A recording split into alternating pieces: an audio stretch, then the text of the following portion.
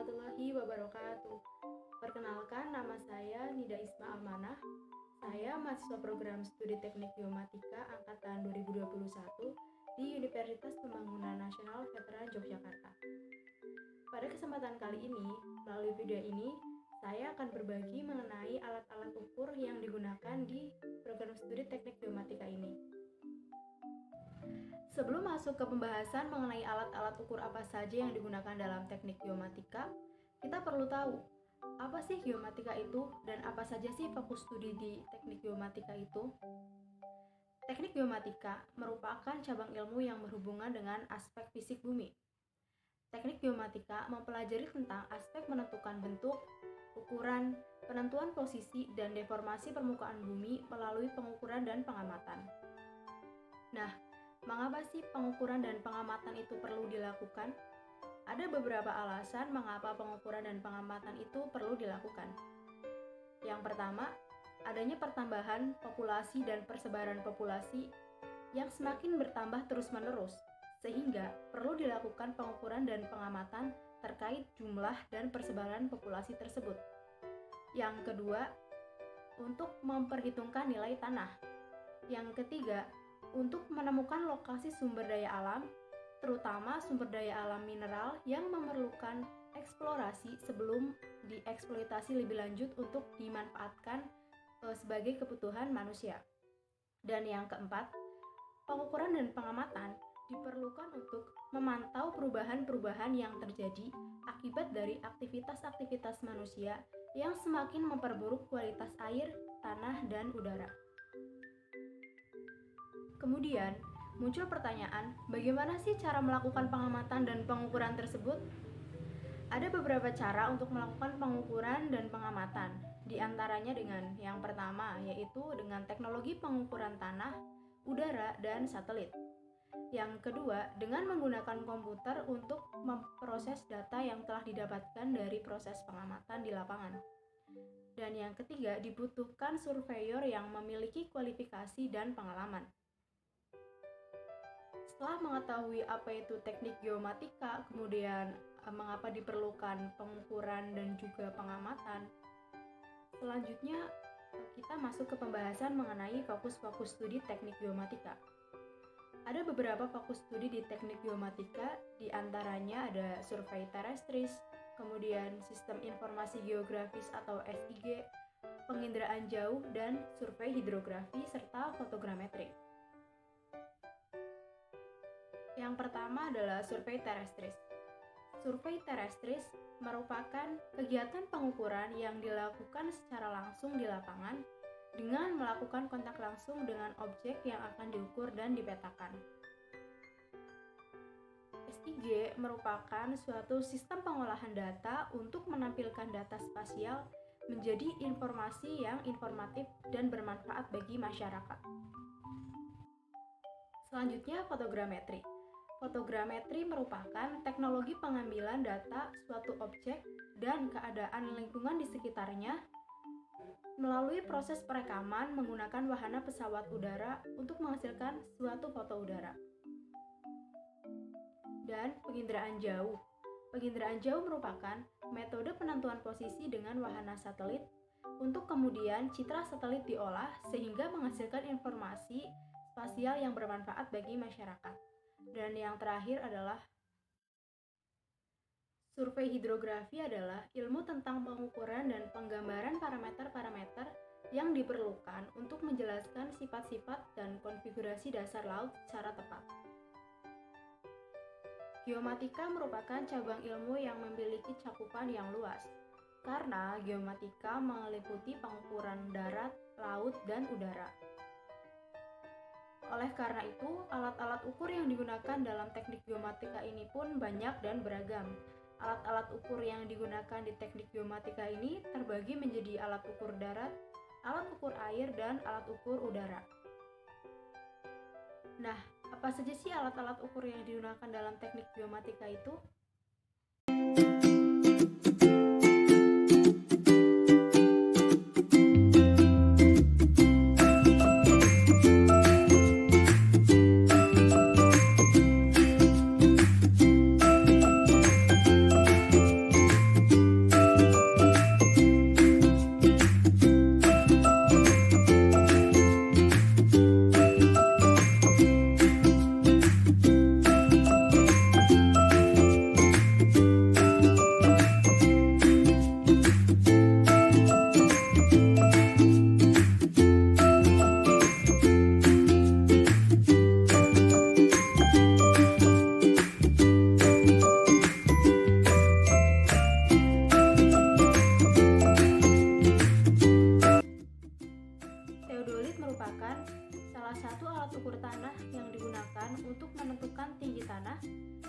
sudut mendatar, dan sudut tegak.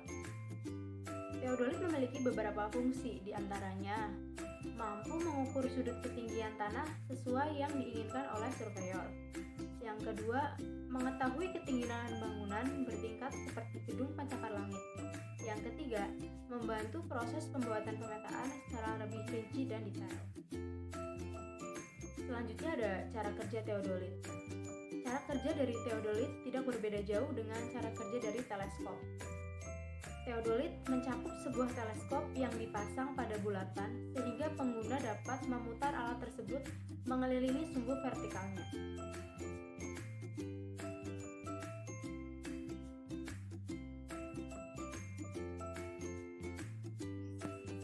Selanjutnya yaitu meteran. Meteran atau yang disebut dengan pita ukur berbentuk seperti gulungan pita dengan panjang tertentu. Meteran berfungsi untuk mengukur panjang dan jarak suatu area.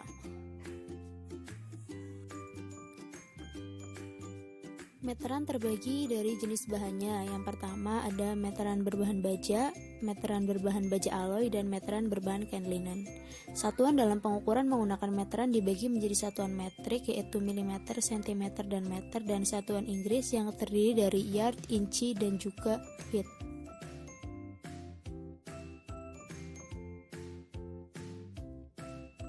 Selanjutnya alat GPS. GPS atau Global Positioning System merupakan suatu sistem yang terdiri atas konstelasi satelit radio navigasi dan juga segmen kontrol tanah yang berfungsi mengelola operasi satelit dan pengguna dengan penerima khusus, menggunakan data satelit untuk memenuhi persyaratan dari posisi. Cara penggunaan GPS yang pertama yaitu dengan menyalakan perangkat GPS, lalu kemudian tunggu hingga sinyal terhubung. Atur untuk menambahkan halaman sehingga muncul halaman area calculation, kemudian tekan tombol start lalu enter. Jika tombol start berubah menjadi tombol stop, berarti GPS sudah bisa digunakan.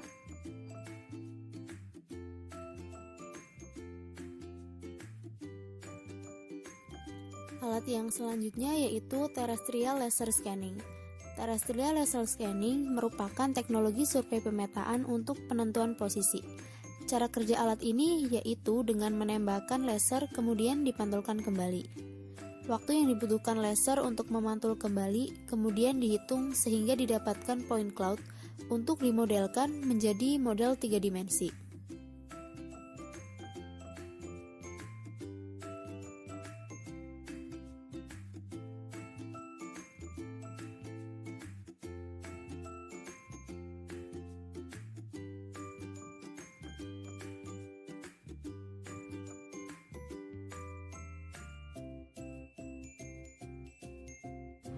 Waterpass. Waterpass merupakan alat yang berfungsi untuk mengukur beda tinggi dari satu titik atau lebih ke titik lain. Penggunaan waterpass saat ini sangat luas.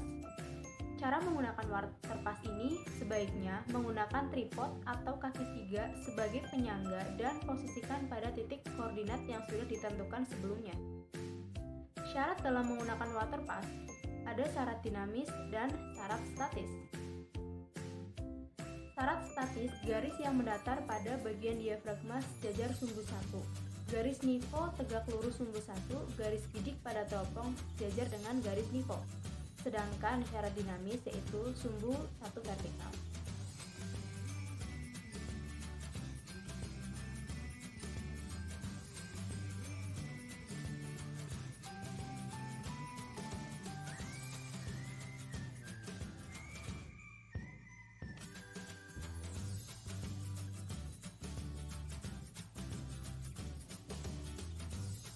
Alat yang selanjutnya yaitu laser design meters.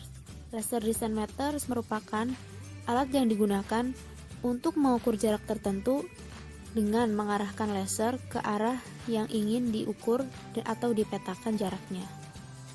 Alat ini merupakan alat yang relatif cepat menunjukkan hasil pengukuran.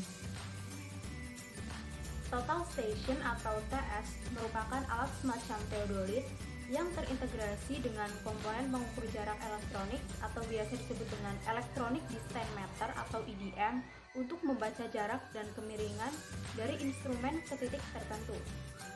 Total station berfungsi sebagai alat untuk mengukur jarak, sudut, koordinat, serta mengumpulkan dan memproses data survei.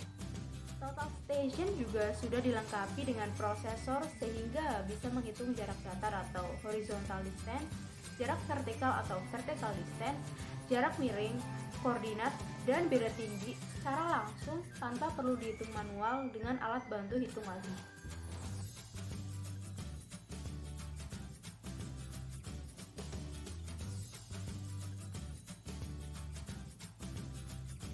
Alat yang selanjutnya yaitu kompas.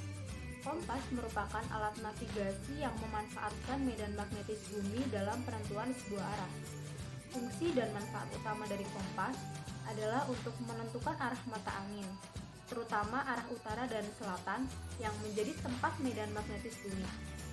Selain itu, kompas juga memiliki fungsi untuk mengukur besar sudut kompas, mengukur besar sudut peta, menentukan letak orientasi, dan mempermudah perhitungan serta pembacaan peta. Prinsip kerja kompas adalah dengan adanya gaya tarik-menarik antara magnet pada jarum kompas dengan kutub magnet bumi. Jarum kompas yang terbuat dari magnet memiliki kutub utara dan kutub selatan yang akan selalu menunjuk ke arah utara dan selatan tersebut. Selanjutnya ada alat ukur air, yaitu alat-alat yang digunakan dalam survei hidrografi.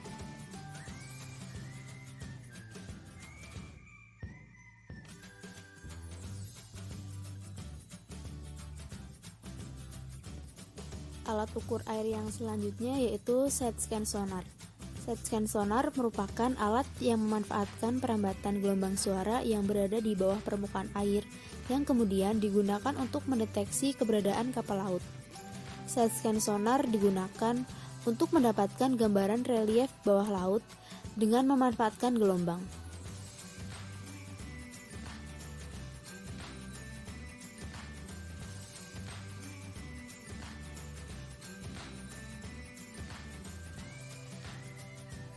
Alat yang selanjutnya yaitu sub-bottom profiler, yaitu suatu sistem pengidentifikasi dan pengukur variasi dari lapisan sedimen-sedimen yang ada di bawah permukaan air. Sistem ini menggunakan energi pantulan untuk mengumpulkan informasi-informasi lapisan-lapisan sedimen di bawah dasar permukaan air atau tampilan muka sedimen di bawah air. Sistem ini menggunakan energi yang dipantulkan oleh lapisan-lapisan untuk membentuk penampang dari bagian sub-bottom lapisan-lapisan sedimen yang ada di bawah permukaan air.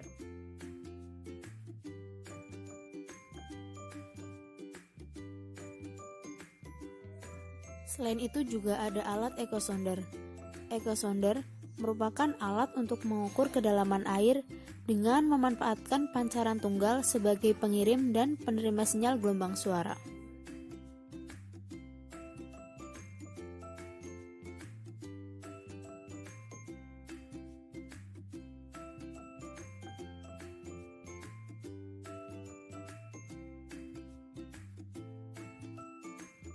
Yang selanjutnya, selain ada single beam echosonder, ada juga multi beam echosonder. Multi beam echosonder menggunakan prinsip yang sama dengan single beam echosonder, namun jumlah beam yang dipancarkan jauh lebih dari satu pancaran.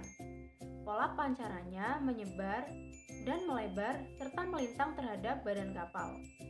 Setiap beam akan mendapatkan satu titik kedalaman hingga jika titik-titik kedalaman tersebut dihubungkan akan membentuk profil dasar laut. Jika kapal bergerak maju, hasil sapuan multibeam tersebut menghasilkan suatu luasan yang menggambarkan permukaan dasar laut.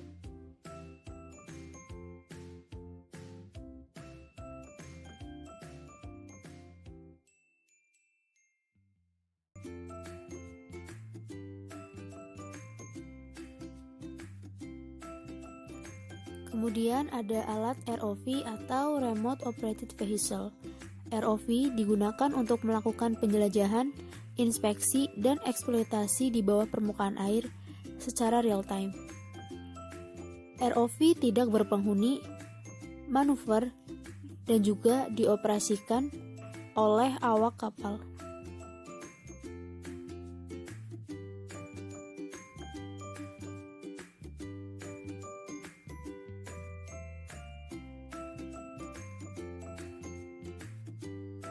Current meter atau dikenal juga dengan alat ukur arus, biasanya digunakan untuk mengukur aliran pada air rendah. Alat ini merupakan alat pengukur kecepatan yang paling banyak digunakan karena ketelitiannya yang cukup tinggi. Kecepatan aliran yang diukur adalah kecepatan aliran titik dalam satu penampang aliran tertentu. Dari kecepatan yang didapatkan dari alat ukur arus current meter ini, maka akan didapatkan debit atau kecepatan aliran pada suatu aliran tersebut. Secara umum, current meter yang biasa digunakan memiliki dua tipe, dengan vertical axis meter dan axis meter horizontal. Dan yang terakhir yaitu alat ukur udara.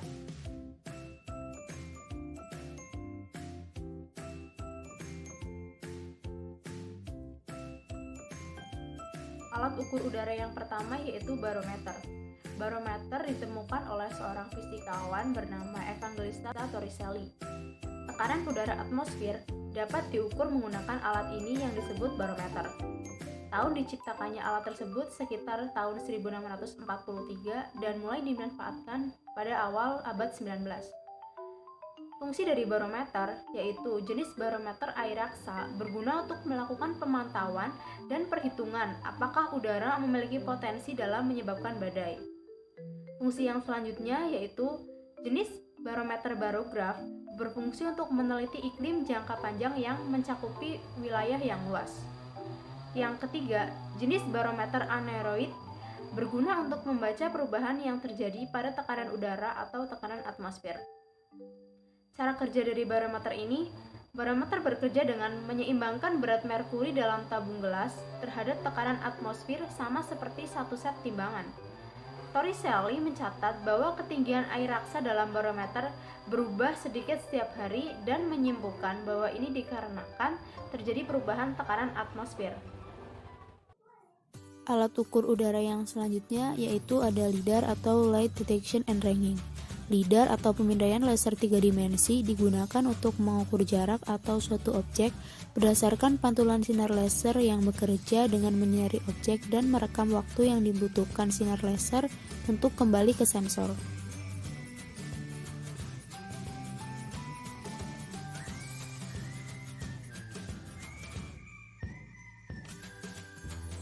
Selanjutnya yaitu UAV atau Unmanned Aerial Vehicle.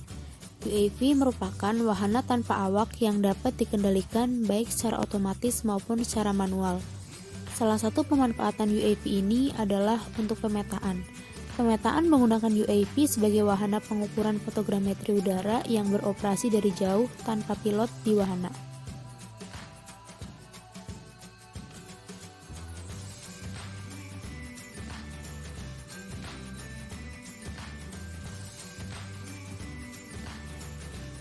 Kesimpulannya adalah, karena teknik geomatika merupakan cabang ilmu yang memiliki cakupan yang luas terkait pengukuran di darat atau pengukuran tanah, pengukuran di perairan atau bawah laut, dan juga pengukuran di udara, maka alat yang digunakan pun banyak dan juga beragam. Demikian alat-alat ukur yang digunakan dalam pengukuran dan pengamatan terkait dengan bidang ilmu geodesi dan geomatika. Demikian beberapa hal yang dapat saya bagikan pada kesempatan kali ini melalui video ini. Mohon maaf atas segala kekurangan, baik terkait dengan materi maupun saya dalam menyampaikannya. Sekian dan terima kasih. Wassalamualaikum warahmatullahi wabarakatuh.